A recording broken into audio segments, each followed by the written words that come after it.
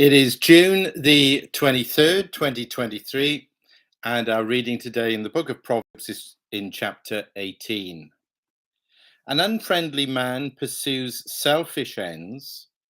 He defies all sound judgment. A fool finds no pleasure in understanding, but delights in airing his own opinions. When wickedness comes, so does contempt, and with shame comes disgrace. The words of a man's mouth are deep waters, but the fountain of wisdom is a bubbling brook. It is not good to be partial to the wicked or to deprive the innocent of justice. A fool's lips bring him strife, and his mouth invites a beating.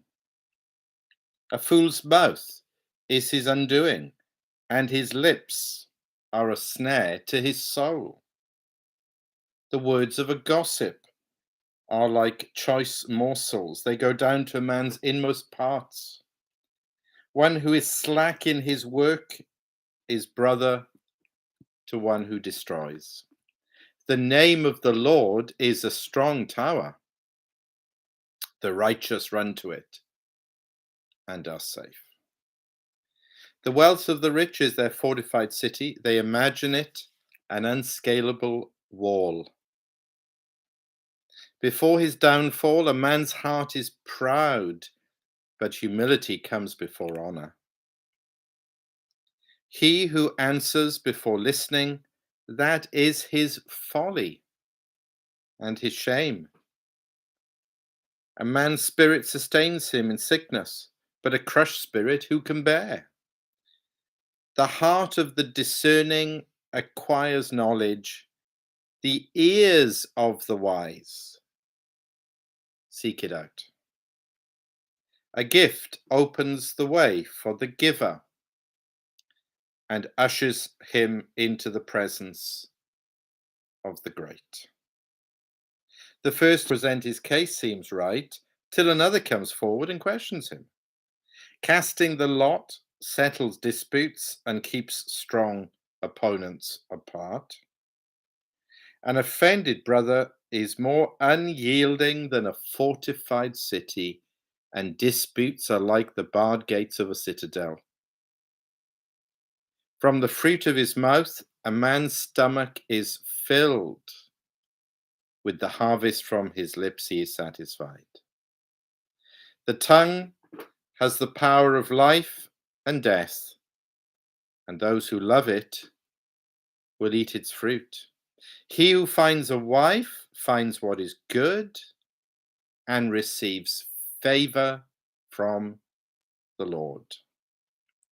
A poor man pleads for mercy, but a rich man answers harshly. A man of many companions may come to ruin, but there is a friend who sticks closer than a brother. Amen. Well, today I'm going to use some material from this little book, which I do use from time to time. It's called the Family Worship Bible Guide, and it has comments on every chapter in the Bible. It's trying to do what I've been trying to do, we've been trying to do over these months and now years, reading through the Bible every day, more or less, where we can read a chapter and make some simple comments. And on this particular chapter, the comment draws our attention to three verses.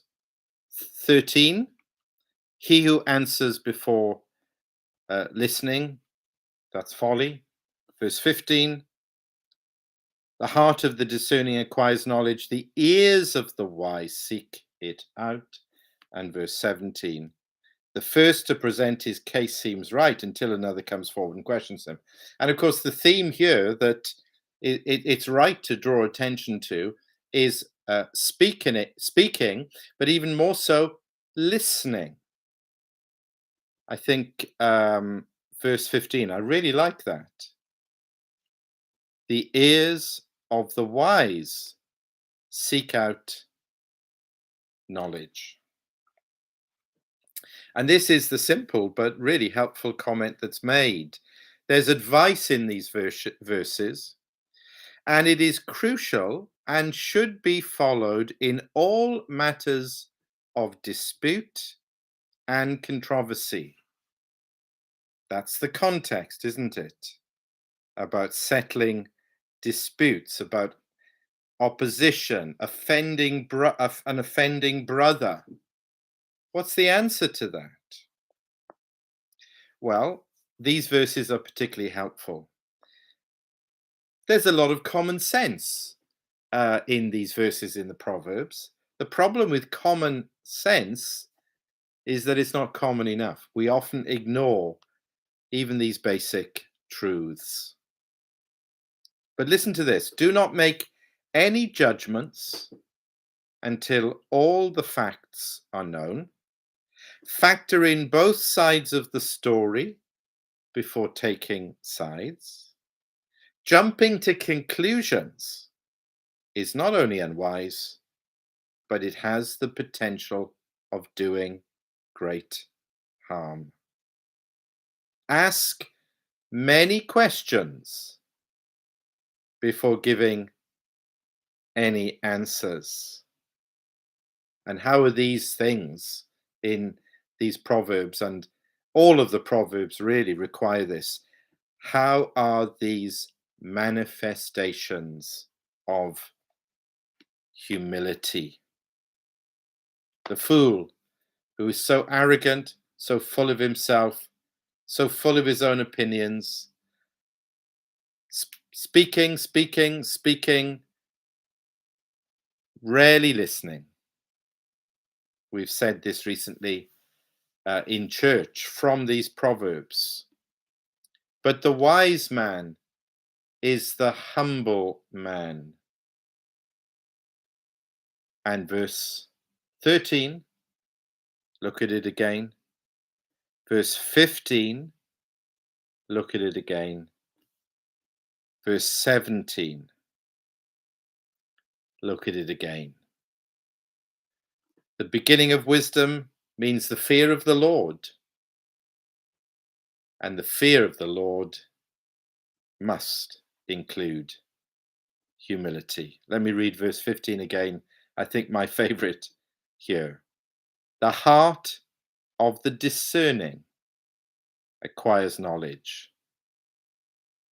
The ears of the wise seek it out.